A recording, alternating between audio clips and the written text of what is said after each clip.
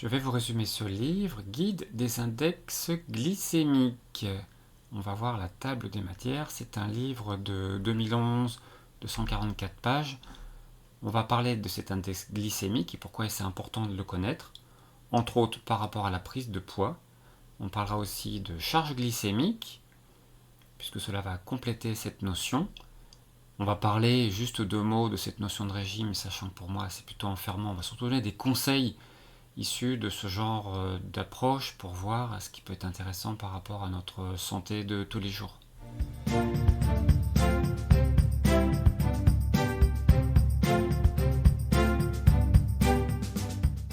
Alors pourquoi est-il important de connaître l'index glycémique des aliments? Ce qui est mis en avant dans ce livre, c'est pour notre ligne, pour éviter de grossir. L'idée, c'est de ne plus se focaliser sur les graisses et de s'interroger sur l'index glycémique de nos aliments. Encore un message autour des graisses qu'il ne faut pas diaboliser. Ce qui est un fait, c'est qu'une alimentation riche en glucides à index glycémique élevé conduit inéluctablement à une prise de poids, parce que les glucides bousculent les mécanismes de régulation de la glycémie.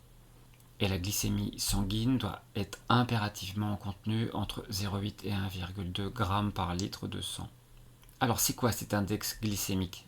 C'est né en 1980, donc ça commence à dater, et on nous demande d'oublier l'ancienne classification en sucre simple, rapide, et sucre complexe et lent. Ce n'était qu'une théorie à l'époque, dont on a maintenant fait évoluer les choses de manière plus précise et plus adaptée à notre physiologie.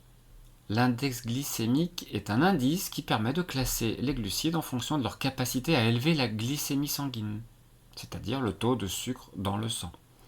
Il est basé sur une mesure physiologique.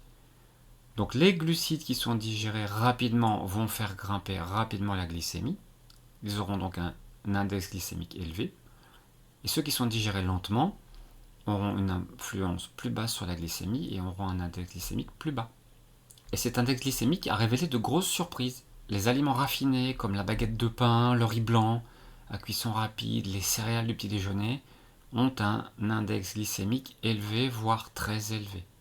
Pareil pour les pommes de terre, surtout lorsqu'elles sont cuites au four ou en purée, on va détailler ça. Mais la deuxième surprise a concerné le fructose et le chocolat noir. En dépit de leur saveur sucrée, elles ne font pas grimper le sucre sanguin comme on s'y attendait. Alors pourquoi les aliments à IG élevé font grossir? Quand nous parlons du sucre, nous parlons surtout des aliments qui sont transformés en sucre par la digestion, comme le pain, les pommes de terre, les pâtes, le riz, etc. Le pancréas fabrique immédiatement de l'insuline pour permettre l'utilisation de ce sucre et éviter qu'il ne reste trop longtemps dans le sang. Pour le bon fonctionnement de toutes nos cellules, on imagine bien qu'il y a un maximum de sucre à pouvoir absorber, et donc le surplus va favoriser le stockage sous forme de graisse et donc la prise de poids. Ils ont donc établi 3 catégories d'aliments. Les aliments ayant un faible IG inférieur à 55, comme les pâtes al dente, comme précisé ici, certains fruits, les yaourts nature, on en reparlera, avec des aliments après qui sont classés moyens, comme le riz basmati, le pain demi-multicéréales, ou les pâtes bien cuites. On observe déjà que quand on fait cuire un peu plus les pâtes, elles vont avoir un index glycémique plus élevé. Déjà, c'est un conseil à retenir. Et enfin, dernière catégorie, les aliments qui ont un index glycémique supérieur à 70. Là, on est sur du pain blanc, de la pomme de terre bouillie, ou encore des riz blancs ou des riz bruns cuits dans un excès d'eau. Alors pour bien comprendre cet index et la charge glycémique, on va décrire ce qui se passe. Les glucides font grimper rapidement la glycémie et à ce moment-là, on va dire qu'ils ont un index glycémique élevé. Comme on peut voir sur ce schéma, cette partie de courbe ici montre que le pic de glycémie avec un aliment à index glycémique élevé va être très important, comparé à un aliment avec un IG plutôt bas qui va avoir une forme beaucoup plus raisonnable et beaucoup moins en pic. Pour établir ces chiffres, ils sont partis d'un IG de référence qui est celui du glucose et qui sera égal à 100. Et pour calculer l'index glycémique d'un aliment, on donne à des volontaires 50 g de glucose dilué dans de l'eau. La glycémie est mesurée toutes les 30 minutes pendant 2 à 3 heures. Et cette opération est renouvelée avec une portion de l'aliment à tester contenant 50 g de glucides. Donc on peut peut voir ici l'aliment de référence qui est le glucose, avec son pic de glycémie en fonction du temps, et l'aliment testé qui va avoir une autre réaction glycémique dans le sang. Et bien en fait, l'IgE, ça sera le rapport entre l'aire de cette courbe et celle-ci.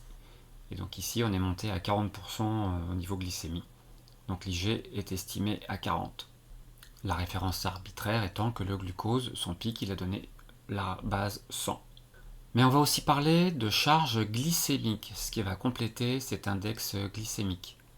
Car en effet, l'IgE ne tient pas compte de la quantité de glucides renfermés dans l'aliment testé.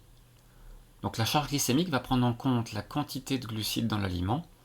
Elle va s'obtenir en multipliant l'IgE d'un aliment par la quantité de glucides d'une portion de cet aliment, puis en divisant par 100. Comme on va voir dans cet exemple, ici nous avons la purée de pommes de terre avec une assiette de 150 grammes qui renferme 22 grammes de glucides. Bon, son index glycémique est à 90, mais sa charge glycémique, en faisant ce calcul, est ramenée à 20. Si on prend un autre exemple, les carottes Vichy, on aurait une assiette de 175 grammes qui ne contient seulement que 9 grammes de glucides. Son index glycémique est déjà plus bas. Et en prenant en compte cette faible portion de glucides dans l'assiette, on arriverait à une charge glycémique de 4,5. Ils sont donc arrivés après à classer la charge glycémique élevée comme celle supérieure à 20, la charge glycémique modérée de 11 à 19 et une charge glycémique basse qui sera inférieure à 10. Donc voilà, pour perdre du poids ou contrôler son poids, l'idéal sera de manger des repas à charge glycémique modérée, en choisissant prioritairement des aliments à IG bas. Donc en quoi consiste le régime IG? Il vise surtout à avoir des aliments à IG bas, afin de pouvoir maîtriser la glycémie et à inciter le corps à utiliser les graisses comme source d'énergie. Et dans ce régime, les glucides proviennent des fruits, des légumes et légumineuses, des tubercules. Je ne rentrerai pas dans le détail de cette notion de régime, sachant qu'en général, quand j'entends le mot régime, je trouve tout de suite des choses qui vont être probablement très enfermantes et qui vont nous amener à réfléchir beaucoup.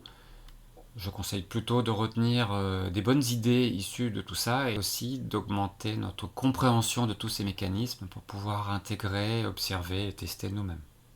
Dans ce livre, il est affirmé que de nombreuses études scientifiques ont prouvé qu'une alimentation à bas IG protégeait du diabète et qu'il réduisait aussi le risque d'infarctus, de certains cancers, de maladies oculaires et de pertes auditives dues à l'âge. Et comme on sait que l'insuline contrôle directement le vieillissement des tissus, cela permet aussi de vivre plus longtemps. Bon, après, bien sûr, cela rejoint déjà d'autres sujets comme le sucre, notre poison quotidien. Je vous renverrai vers ma vidéo sur le sujet. La seule chose que je pourrais reprocher dans ce livre, c'est qu'il n'y a pas d'études citées, bien qu'effectivement, globalement, il y a suffisamment de choses connues pour dire que le sucre reste un poison. Quelques conseils maintenant pour adopter une alimentation à bas index glycémique. On va avoir 3 fruits et 3 légumes par jour, par exemple. Utiliser des légumes secs au moins 2 fois par semaine, il est indiqué. Utiliser des noix et des oléagineux secs. Du poisson régulièrement, ainsi que de la viande et des œufs régulièrement, mais pas tous les jours non plus. Des laitages avec modération, et là il est bien indiqué en raison de leur effet marqué sur l'insuline. On reparlera de l'index insulinique en fin de vidéo. D'utiliser aussi de l'huile de colza et d'olive, d'observer une certaine frugalité, on retrouve encore cette notion très bienvenue de frugalité, tout en gardant du plaisir et de la bonne humeur dans nos repas. 5 astuces maintenant pour abaisser l'index glycémique de nos repas. Déjà, des pâtes, on a vu tout à l'heure qu'il fallait mieux les faire cuire al dente, et on peut aussi rajouter des légumes vapeur avec nos pâtes. On aura globalement un plat avec un index glycémique plus bas, et au passage aussi les fibres des légumes vont pouvoir ralentir le passage du sucre dans le sang. Et cette notion de cuisson est étendue au reste aussi. Il nous indique de cuire à minima. Les aliments cuits ont souvent un index glycémique supérieur aux aliments crus. Pour la pomme de terre, et ça j'en ai déjà parlé, le conseil c'est de la cuire et de la manger froide. Moi je rajouterais de la cuire à la vapeur avec la peau, de la mettre au frigidaire et de pouvoir la manger froide, voire de la réchauffer à niveau. Mais l'amidon sera beaucoup moins disponible avec cette technique. On peut aussi ajouter du jus de citron ou du vinaigre dans nos plats. Des études ont montré qu'en ajoutant un peu de citron ou de vinaigre au repas, équivalent d'une cuillère à café, on observait une baisse de glycémie de 25 à 30%. L'acidité ralentissant la vidange de l'estomac et la digestion de l'amidon. Enfin, on peut ajouter du son d'avoine aux préparations à base de farine.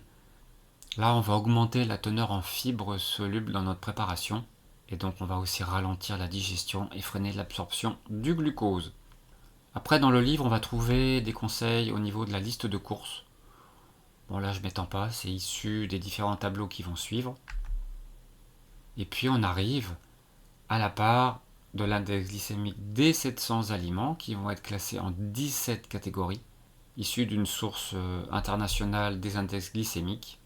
Une remarque sur les produits transformés, on va trouver des produits de marque qui ont été testés. Alors difficile de savoir quelle était la recette à l'époque, quelle est la recette maintenant. Dans tous les cas, les produits transformés, le conseil général reste de limiter au maximum.